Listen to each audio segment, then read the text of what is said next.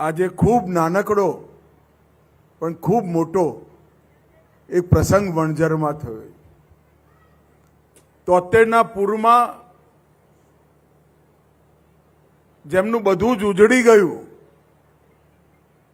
એ વખતની સરકારે અહીંયા કેટલાક પરિવારો સાબરમતી પૂરના પુનર્વસનના પેઠે વણઝરમાં વસાયા. વસાવાનું કામ તો થઈ ગયું, વસીએ ગયા, પેઢીઓ સુધી રહ્યા. 73 થી 2000 મોટા મોટા 25 વર્ષ, અને 2000 થી 2025 બીજા 25 વર્ષ, 50 વર્ષ આ લોકો રહ્યા.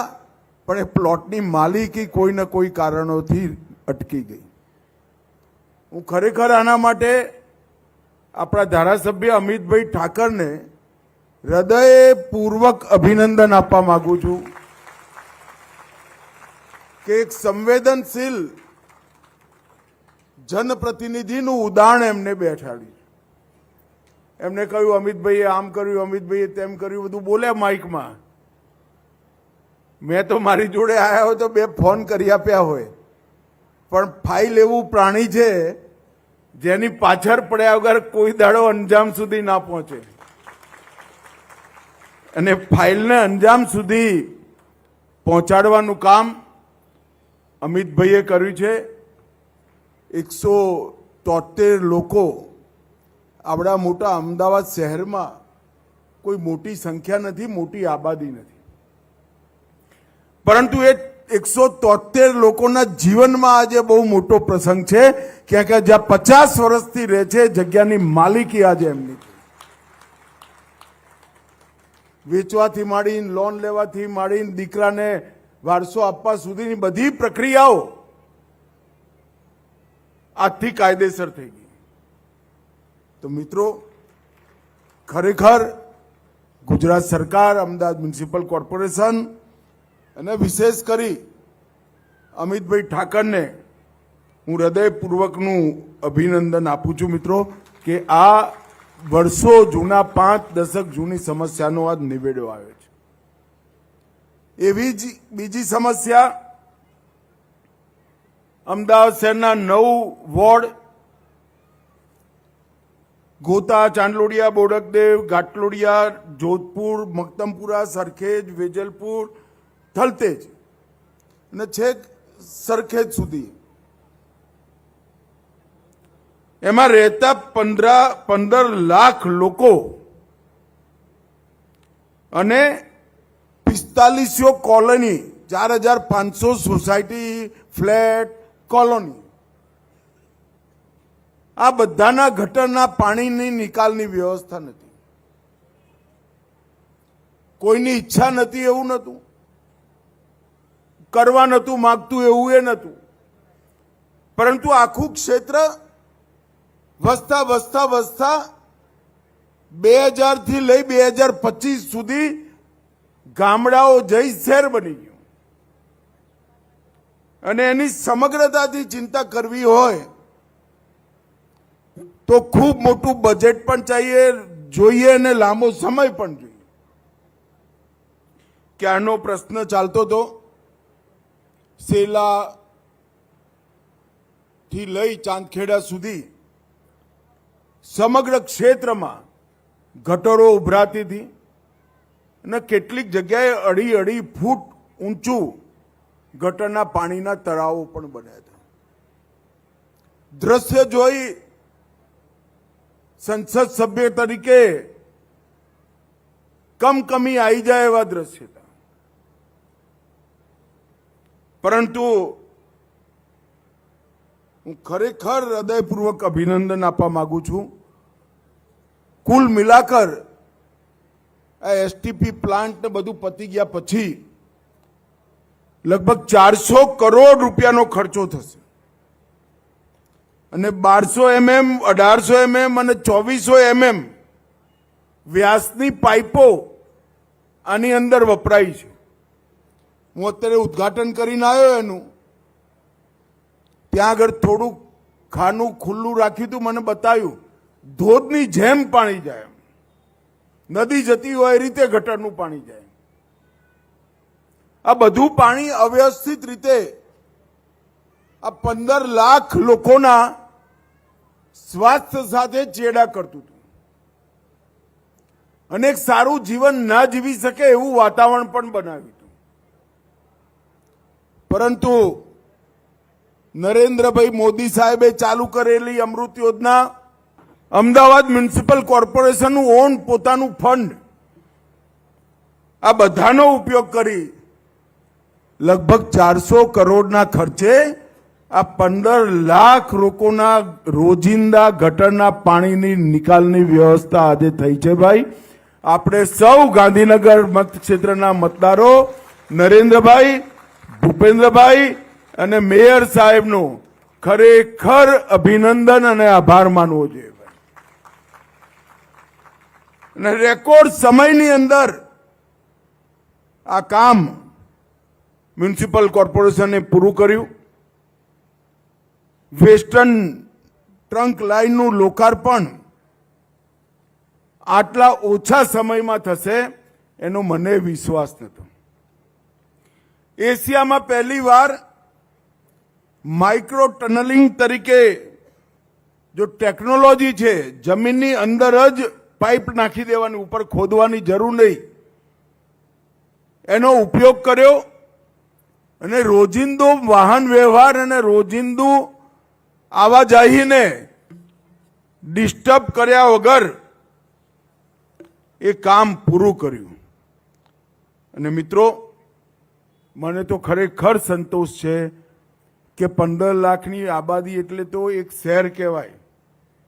આખા શહેરની ગટર લાઈન આટલા ટૂંકા સમયમાં મ્યુનિસિપલ કોર્પોરેશનના અધિકારીઓએ પૂરી કરી.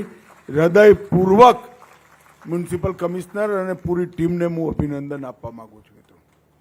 હું ઉશ્કેરાઈને ફોન કરતો, ગુસ્સાથી ફોન કરતો, એમની મૂંઝવણોને તકલીફો સમજાયા વગર ફોન કરતો, પણ દરેક વખત વિવેકથી અને ઠંડા મગજથી જવાબ આપ્યો કે સાહેબ, અપેક્ષા કરતા જલ્દી પતી જશે, અપેક્ષા કરતા જલ્દી પતી જશે. અને આજ સાચ અર્થમાં મેયર સાહેબ, municipal commissioner, standing committee chairman, બધાને મારા ખૂબ ખૂબ ધન્યવાદ. ભાઈ, આપને સમય પહેલા જ પતાવી દીધી. આ બે ખૂબ મોટી સમસ્યાઓનું આજે નિવારણ થયું છે. આ હમણાં વિધાનસભા, લોકસભામાં ચર્ચાઓ ચાલતી હતી તો રાહુલ ગાંધીએ એક વિચિત્ર સવાલ કર્યો. બોલો, બહુ વિચિત્ર સવાલ કર્યો કે દર વખતે અમે જ કેમ ચૂંટણી હારી જઈએ છીએ. હવે સવાલ કરવાનો તો તમને બધાને, અને સવાલ કરી દીધો મને. પણ રાહુલ બાબાનો મારે વિનંતી છે કે આ બે કાર્યક્રમો સમજી લો તો તમને ખબર પડશે કે દર વખતે તમે કેમ ચૂંટણી હારી જાઓ છો. આ 1973માં તમને જેને વસાયા હતા એને શોધીને આજે સનદ કરવાનું આપવાનું કામ નરેન્દ્ર મોદીની પાર્ટીએ કર્યું.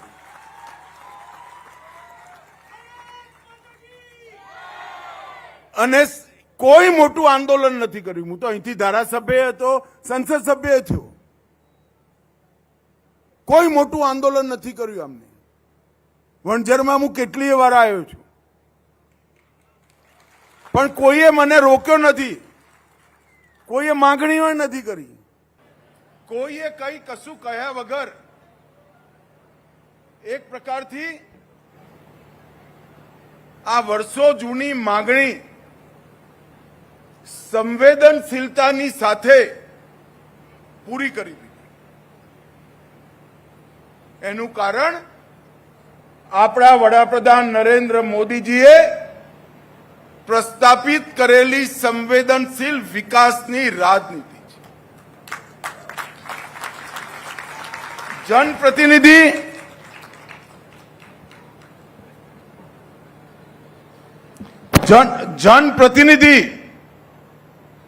એની જવાબદારી અને જનતા માગણી કરે કે ના કરે એની સમસ્યાનું નિવારણ આ અદ્ભુત કાર્ય સંસ્કૃતિ નરેન્દ્ર મોદી સાહેબે ગુજરાતમાં ઊભી કરી અને સમગ્ર દેશમાં ફેલાઈ. અને બીજું ઉદાહરણ એનું આ 15 લાખ લોકોની વસ્તીની ગટરનું છે. 15 લાખ લોકોની વસ્તીની ગટર વ્યવસ્થા ના હોવા છતાંય ક્યારે કોઈએ કોઈ આંદોલન નથી કર્યું. પરંતુ હું એટલું કહી શકું કે મ્યુનિસિપલ કોર્પોરેશન, ગુજરાત સરકાર, ભારત સરકાર, તમારા સંસદ સભ્ય તરીકે મેં જ્યાં જ્યાં ફોન કર્યા બધાએ જ મારા જેટલી જ લાગણી અને સંવેદનશીલતાથી આ ગટરના કામને પૂરું કર્યું. મિત્રો, હવે રાહુલ ગાંધી આ સમજવાની જગ્યાએ SIR સમજવામાં પડી ગયા છે, જે એમનું કામ નથી. અને રાહુલ બાબા હજી તમે થાકી ના જાઓ હારથી. બંગાળ અને તામિલનાડુમાં એ હારવાનું છે, નક્કી કરીને રાખજો. અને 2029માં પણ ફરીવાર